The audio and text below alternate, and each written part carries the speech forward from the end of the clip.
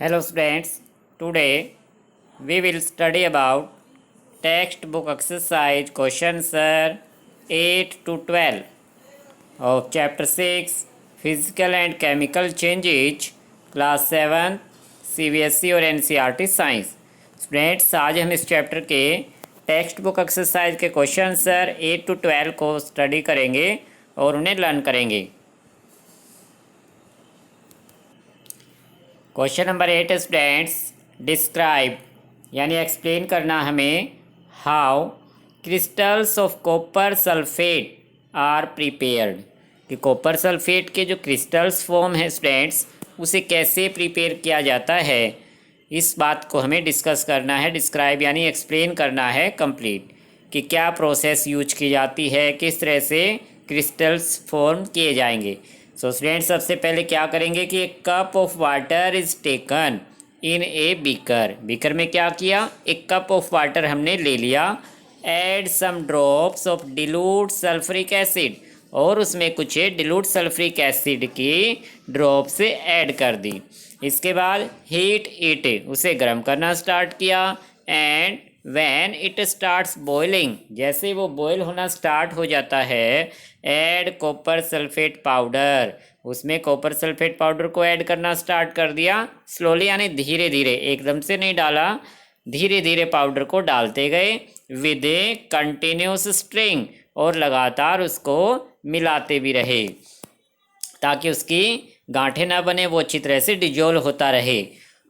Powder is added till no more powder can be dissolve, और तब तक powder को ऐड करते रहे जब तक कि वो डिजोल्व होना बंद ना हो जाए, यानी हमारा सॉल्यूशन सैचुरेटेड ना बन जाए। जैसे ही पाउडर डिजोल्व होना बंद हो जाता है, फिल्टर द सॉल्यूशन, सॉल्यूशन को फिल्टर कर लेते हैं। एंड कूल इट, उसको ठंडा करने के लिए रख देते हैं। लीव इट अनडिस्टर्ब्ड, उसको अनडिस्टर्ब छोड़ देंगे, उसको हिलाना डुलाना नहीं है, कूल होने के लिए उसको रख दिया जाता है। And we will see crystals of copper sulphate at the bottom of the beaker, जैसे ही हमारा सॉल्यूशन स्प्रेड्स कूल हो जाएगा, हमें उससे बीकर के बॉटम पे क्रिस्टल्स फॉर्म में कॉपर सल्फेट दिखाई देगा। यानी इस तरह से क्रिस्टल से बने हुए दिखाई देंगे हमें, इस फॉर्म में हमें वो पाउडर दिखाई देगा। कॉपर सल्फेट के क्रिस्टल्स कहलाते हैं। सो स्टूडेंट्स आपको इसे अच्छे से लर्न कर लेना है। क्वेश्चन नंबर 9 में है कि explain how painting of an iron gate prevents it from rusting, कि जब हम आयरन गेट पर पेंटिंग अप्लाई करते हैं, पेंट करने का मतलब पेंट की कोटिंग की जाती है, तो वह उसे प्रिवेंट कर देता है, यानी बचा देता है, किससे, रस्टिंग से, कि उस पर रस्ट नहीं लगने देता। एक्सप्लेन करना कि कैसे। हमें पता है students, the necessary components of rust for rusting are water and air, कि रस्टिंग प्रोसेस के लिए 2 कंपोनेंट नेसेसरी हैं, एक तो वाटर एंड सेकंड है एयर। वाटर जो है वाटर वेपोर की फॉर्म में भी हो सकता है, एयर में मिक्स होता है। तो जैसे इन दोनों कंपोनेंट्स के कांटेक्ट में आते हैं कोई भी आयरन की चीज़, तो उस पर रस्टिंग प्रोसेस स्टार्ट हो जाती है। But if a coat of paint is applied to iron gate, लेकिन जैसे ही हम आयरन गेट पर पेंट का एक कोट अप्लाई कर देते हैं, यानी उस पर पेंट कर देते हैं, then it contact with air and water is cut, तो एयर एंड वाटर से उसका कॉन्टैक्ट कट हो जाता है। So it prevents from rusting, इस तरह से स्टूडेंट्स हमारा जो आयरन का गेट है वह रस्टिंग प्रोसेस से बच जाता है, उस पर रस्ट नहीं लगता है। Question number 10 students, explain why is rusting of iron objects is faster in coastal areas than deserts, कि हमें कंपेयर करना है इन दोनों एरियाज़ में, कि जो कोस्टल एरिया हैं वहाँ पर रस्टिंग प्रोसेस फास्टर क्यों होती है, वाई, जबकि डेजर्ट में रस्टिंग प्रोसेस कम होती है। तो इसका क्या रीज़न है स्टूडेंट्स, हमें इस बात को एक्सप्लेन करना है। So students as we know, जैसा कि आप जानते हैं, पिछले क्वेश्चन में भी स्टडी किया कि एयर एंड वाटर, जो कि वेपोर की फॉर्म में हो या डायरेक्ट वाटर हो, इज नेसेसरी फॉर रस्टिंग, कि रस्टिंग प्रोसेस के लिए ये दोनों ही कंपोनेंट जरूरी हैं, तभी रस्टिंग प्रोसेस स्टार्ट होती है। इन coastal areas the air contains high moisture. Coastal areas में क्या है स्टूडेंट्स, क्योंकि वो सी के नियर है तो वहाँ पर एयर के अंदर हाई मॉइस्चर यानी ज़्यादा वेपोर कंटेन होती है due to the presence of C, क्योंकि सी के नियर है। कोस्टल एरियाज यानी समुद्र के तट के नज़दीक, तो उनमें सी की वजह से ही हाई मॉइस्चर वाली एयर होती है। But in desert air is almost dry, क्योंकि डेजर्ट में क्या है student, due to scarcity of water, water की पहले ही कमी है, इसलिए एयर के अंदर जो एयर है, एयर वहाँ पर ड्राई है, क्योंकि उसमें मॉइस्चर इतनी नहीं है, वाटर वेपोर ज़्यादा नहीं होती। सो यही रीजन है स्टूडेंट्स कि rusting is faster in coastal areas than in desert, क्योंकि कोस्टल एरियाज में क्या है, हाई मॉइस्चर वाली एयर है। हाई मॉइस्चर वाली एयर यानी आयरन की जो चीज़ें हैं वो वाटर के ज़्यादा कांटेक्ट में रहेंगी, वाटर वेपोर के कांटेक्ट में रहने से उन पर रस्ट फास्टर लगता है, यानी तेज़ी से रस्ट लगना स्टार्ट हो जाता है। सो स्टूडेंट्स, क्वेश्चन नंबर 11 में आपको इसे स्टेटमेंट को समझना है। पहले ये ऑप्शन टाइप क्वेश्चन है, स्टेटमेंट को पढ़कर हमें इन 4 ऑप्शंस में से एक ऑप्शंस को बताना है। पहले आप इस स्टेटमेंट को अच्छे से समझिए कि the gas we use in kitchen, बिल्कुल अपनी कॉमन स्टेटमेंट है स्टूडेंट्स। डेली आप देखते हैं कि किचन में जो गैस यूज होती है is called liquefied petroleum gas, उसे एलपीजी कहते हैं। फुल फॉर्म है लिक्विफाइड पेट्रोलियम गैस, क्योंकि सिलेंडर के अंदर वो लिक्विड स्टेट में होती है। In the cylinder it exist as liquid, कि सिलेंडर के अंदर क्या है, लिक्विड फॉर्म में। When it comes out of the cylinder it becomes gas, लेकिन जैसे ही सिलेंडर से वो गैस बाहर आती है, रेगुलेटर को जैसे ही ऑन करेंगे तो गैसियस फॉर्म में बाहर आती है। तो चेंज ए, इस स्टेटमेंट को क्या कहा गया, चेंज ए नाम दिया गया कि उसमें एक चेंज आ गया, क्योंकि लिक्विड से वो गैसियस फॉर्म में आ गई। देन इट बर्न्स, तब हम क्या करते हैं, उसको बर्न करना स्टार्ट कर देते हैं, बर्नर पे वो बर्न होने लगती है।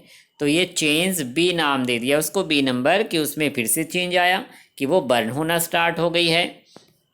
तो इन 2 टाइप्स के चेंजेस को स्टूडेंट्स हमने देखना है कि the following statements pertain to the changes, कि नीचे 4 स्टेटमेंट दी गई हैं जो कि इन चेंजेज के बारे में है। चूज द करेक्ट वन, उनमें से हमें एक करेक्ट चूज करने की, इन चारों स्टेटमेंट में से स्टूडेंट्स एक स्टेटमेंट करेक्ट है, तो हमें उस करेक्ट स्टेटमेंट को पहचानना है। आप इन्हें समझिए पहले कि प्रोसेस ए, प्रोसेस यानी चेंज ए जिसे कहा गया है is a chemical change. Statement में क्या कहा गया कि जो चेंज ए है वो केमिकल चेंज है। स्टेटमेंट ए क्या थी, फिर से देख लीजिए आप, चेंज ए क्या है कि जो गैसियस लिक्विड फॉर्म में थी, लिक्विड फॉर्म में जो गैस है वो जैसे ही बाहर आई वो गैसियस फॉर्म में आई, तो इसे चेंज ए कहा गया। बताइए क्या ये हमारा केमिकल चेंज है स्टूडेंट, कि लिक्विड से गैसियस फॉर्म में बन जाना, क्या कोई न्यू सब्सटेंस तो नहीं बना स्टूडेंट? न्यू सब्सटेंस बनता है क्या? नो। तो न्यू सब्सटेंस नहीं बना तो हम इसको केमिकल चेंज नहीं कह सकते। तो फर्स्ट स्टेटमेंट क्या हो गई हमारी, अनकरेक्ट है। हमें ऑप्शन फाइंड करना स्टूडेंट्स, ये ट्रू फॉल्स नहीं है, हमें इनमें से एक ऑप्शन आंसर में फिर लिखना है। सेकंड में क्या कहा गया, process B is a chemical change. Process B यानी जो चेंज बी आया था वो क्या था, जब उसको बर्न करना स्टार्ट कर दिया। जैसे ही हमने गैस को बर्न करना स्टार्ट किया स्टूडेंट्स, तो क्या हुआ, गैसियस फॉर्म में थी जो बर्न होने लगी। बर्न होने पर जो एलपीजी गैस थी, बर्न होने पर क्या करेगी, उसमें से हीट एनर्जी निकलेगी, उसमें से लाइट निकलेगी, तो ये न्यू सब्सटेंस प्रोड्यूस होते हैं स्टूडेंट्स। तो चेंज बी हमारा क्या हो गया, केमिकल चेंज। तो सेकंड हमारा ऑप्शन करेक्ट है। अब ऑप्शन टाइप है 4 में से एक ही ऑप्शन करेक्ट होना है, तो सेकंड ऑप्शन हमारा इसका आंसर हो गया। यही हमें आंसर मिल गया। क्योंकि थर्ड और फोर्थ ऑप्शन में क्या कहा गया है, दोनों ही हमारे रॉन्ग हैं कि both process A B chemical change, जबकि देखा ए केमिकल चेंज नहीं है, बी है केवल।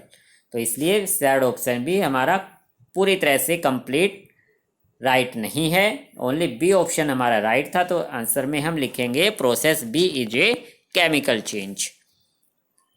आगे ऑप्शन देखने की जरूरत नहीं है हमें, क्योंकि सेकंड ऑप्शन हमें मिल चुका है। लास्ट क्वेश्चन है स्टूडेंट्स इस चैप्टर का, क्वेश्चन नंबर 12 भी यही ऑप्शन टाइप क्वेश्चन है। इसमें भी 4 ऑप्शन दिए गए हैं। पहले इसमें समझिए स्टेटमेंट को।